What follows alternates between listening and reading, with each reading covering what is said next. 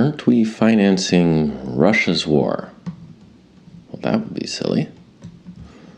Let's see. Inflated items like goods. So why not apply the same logic to energy and increase domestic production here? Well, there are 9,000 approved oil leases that the oil companies are not tapping into currently, so I would ask them that question. Is there nothing that the administration can do to get those providers back to pre-pandemic levels? Yes. Do you think the oil companies don't have enough money to drill on the places that have been pre-approved? Just asking. I would point that question to them, and we can talk about it more tomorrow when you learn more. Do you think that opening the Keystone pipeline and having more energy-friendly policies might do that? The Keystone pipeline has never been operational. It would take years for that to have any impact. I know a number of members of Congress have suggested that, but that is a proposed solution that has no relationship or would have no impact on what the problem is. We here all agree is an issue. So during those years where it would take to bring down prices, as you're saying, we should just continue to buy Russian oil? Well, again, Jackie, I think you're familiar with a number of steps we've taken, a historic release from the Strategic Petroleum Reserve. Let me finish. What we can do over time, and what this is all a reminder of, in the president's view, is our need to reduce our reliance on oil. The Europeans need to do that. We need to do that. If we do more to invest in clean energy, more to invest in other sources of energy, that's exactly what we can do to prevent this from happening in the future. We welcome any Republicans from joining us in that effort. Go ahead. As long as we're buying Russian oil, though, aren't we financing the war? Well, Jackie, again, it's only about 10% of what we're importing. I've not made it. We're only financing 10% of the war, so maybe Kamala can do better. Let's see. Where it hurts is to go after his oil and gas sector. And some senators agreed, Republican and Democrat. Senator Joe Manchin, for example, mentioned that the U.S. is still currently buying approximately 600,000 barrels of crude and other petroleum products every single day. Is that on the table? Is that something that the administration would continue or would consider in terms of further sanctions, cutting off the oil and gas part of the economy for Russia? Well, as you know, that on this issue, for example, we applaud Germany in terms of what it has done as it relates to Nord Stream 2, as it relates to what we need to do domestically as well as what we need to do in terms of this issue generally. We have, as the president said, reevaluated what we're doing in terms of the strategic oil reserve here in the United States to make sure that it will not have an impact, or we can mitigate the impact on the American consumer. So basically, no. You ever wonder who those people are that watch like Jen Psaki talk and they're like, good point. Wow, this is exactly what I wanted. Because they're out there. I see them all the time. Now you saw that bit on how we are financing Russia's war because we buy Russia's oil. And what Putin seems to understand that the West in its opulence doesn't understand is that leverage matters. How does a country with an economy smaller than South Korea effectively freeze almost all Western responses? It's like it's deer in the headlights. It's amazing to watch. Here we are in Western Washington, at least, paying $4.50 a gallon for gas. Like, good Lord, this is worse than 2008. So first, let's look at old Michael Schellenberger, who wrote Apocalypse Never. The West's green delusions empowered Putin. He says, how is Vladimir Putin, a man ruling a country with an economy smaller than that of Texas, managed to launch an unprovoked attack on Ukraine? Maybe unprovoked, maybe not. I'm not here to sort that out. What I am looking at is the green and global warming delusions that I've been critical of on this channel for, I think, 5 years. Yeah, the Russian people are being propagandized. We get propagandized too. So he gives some statistics really quick, but what's interesting is Putin began using more and more nuclear to generate electricity at home so he could export oil, natural gas, and coal to the European Union. Like, this has been a deliberate plan that's been in place for years and years. Russia produces 11 million barrels of oil today, but only uses 3.4. They produce 700 billion cubic meters of gas a year, but only use 400 billion. Russia mines 800 million tons of coal, but only uses 300. Russia supplies 20% of Europe's oil, 40% of its gas and 20% of its coal. How did this happen? Well, Schellenberger writes, these countries, the EU and the West, are in the grips of a delusional ideology that makes them incapable of understanding the hard realities of energy production. Green ideology insists we don't need nuclear and we don't need fracking. It insists that it's just a matter of will and money to switch to all renewables and fast. It insists we need degrowth of the economy and that we face a looming human extinction. But it was the West's focus on healing the planet with soft energy renewables and moving away from natural gas and nuclear that allowed Putin to gain a stranglehold over Europe's energy supply. And I don't know about you, but boy do I know some delusional people. Now, for some clearer thinking, at realclearenergy.org, you can see by Rupert Darwall, standing up to Putin means ditching net zero. Why is it always zero tolerance, net zero, COVID zero? It's always these 0% zero tolerance ideas that are the absolute worst. Stamp it all out. I mean, even prohibition. The idea that you were going to have a society without a drop of alcohol in it was a disaster. That's extremist zealotry every time you hear zero. He writes, geopolitical realism requires energy realism. It also demands realism about the prospects for net zero. The British president of the UN COP26 climate conference last week maintained that net zero remains alive, but admitted the pulse is weak.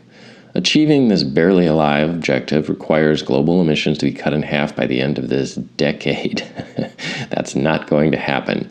The basic math of the West versus the rest's greenhouse gas emissions mean that the West does have a diminishing effect on the trajectory of global emissions.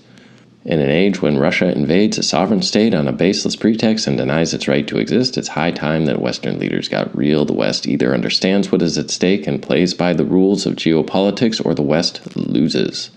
The speed with which the West adjusts to this new reality will determine how much ground Russia and China can take. Indeed, Rupert, indeed. I wouldn't want to be in Taiwan right now. You know what's even worse is all this hysteria over green energy. You can see here, Daily Mail, haha. Worst case climate predictions are no longer plausible. Uh-oh. The world is unlikely to reach the worst-case scenario of climate change by the end of the century, according to a new study. The fear of a 9-degree Fahrenheit temperature rise is now down to about 3.6. For those of you that don't generally look at scientific studies or extrapolation or any sort of predictions, this is really wrong. Okay, we're not even going out, we're going to, 2100? Saying it's only going to be 3.6 degrees instead of 9. Like, that's not a small variation. That's, can you imagine a tool that's wrong? Like, imagine trying to build a level house with a tool that's off by more than 50%. It's a garbage tool at that point, right? Your models are useless.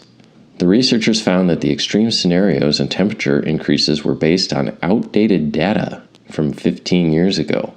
Well, 15 years ago, we still thought the glaciers and Glacier National Park were going to be gone by 2020. Not only do they still exist, they're bigger than ever. So you can see the black line here, 1900 to 2008, the observed temperature. And then you can see the predictions, lower emissions, higher emissions, and the catastrophic levels.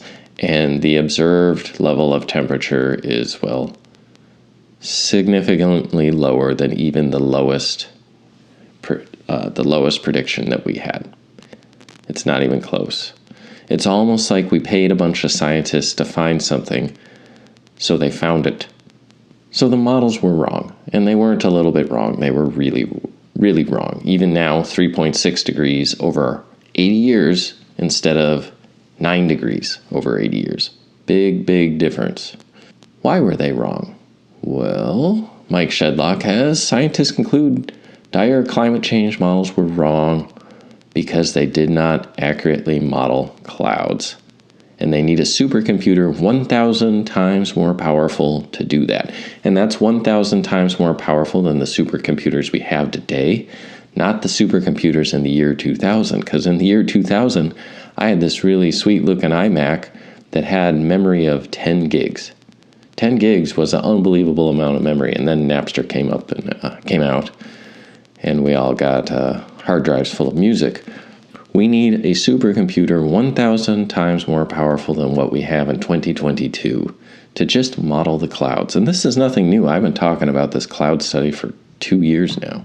And I want you to really grasp this idea. They're making models. They're not doing science. It's simplifying. As I've said, humans cannot model complex phenomenon. For almost 5 years, scientists have been chasing clouds, a problem that bedeviled climate change forecasts for a generation. How do these wisps of water vapor affect global warming? They reworked 2.1 million lines of supercomputer code used to explore the future of climate change, adding more intricate equations for clouds and hundreds of other improvements. They tested the equations, debugged them, and tested again. You realize the models are just lines of code worked and reworked over and over again. Millions and millions of inputs to get this one output, but of course the real world is infinitely more complex than any string of code you can write.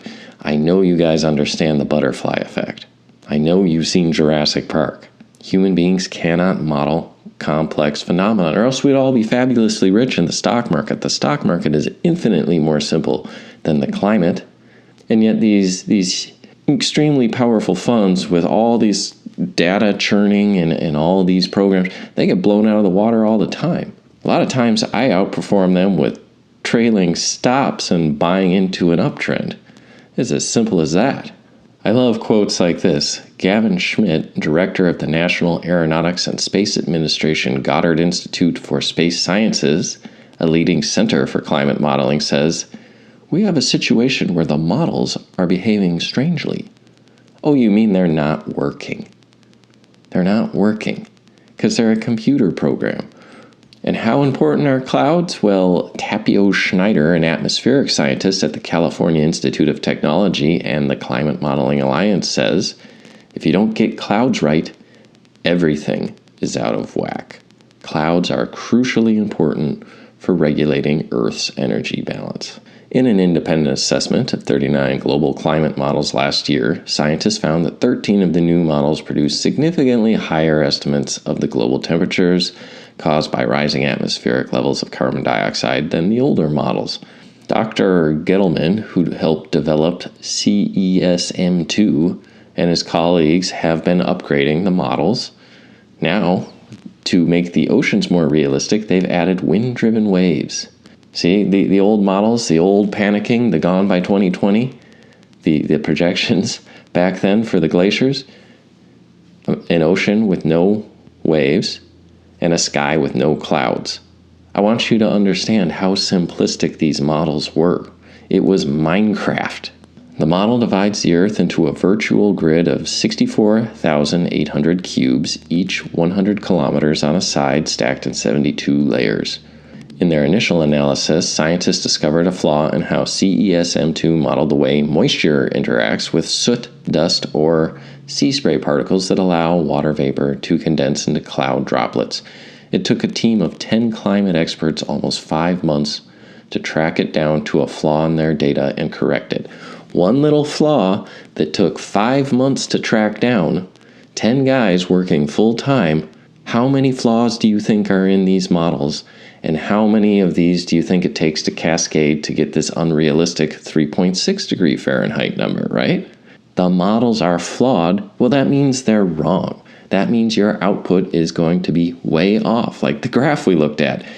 None of the computer models over the past 20, 30 years have come close to modeling what we've seen in reality. And Dr. Gettleman even admits, I think climate models are the best tool we have to understand the future, even though they are far from perfect. So they're wrong. And I love how he says this, I'm not worried that the new models might be wrong. What scares me is they might be right. Might be right? We're developing global policy on a model that might be right so we can finance Vladimir Putin's conquest of his neighbors? So that people in San Francisco feel better about themselves when they drive their electric cars that are powered by coal, but because nothing comes out of the exhaust pipe, they're good people. Wow. Do keep in mind, Al Gore wanted $90 trillion to fight climate change. And how anybody sees this but the obvious money and power grab that it is beyond me.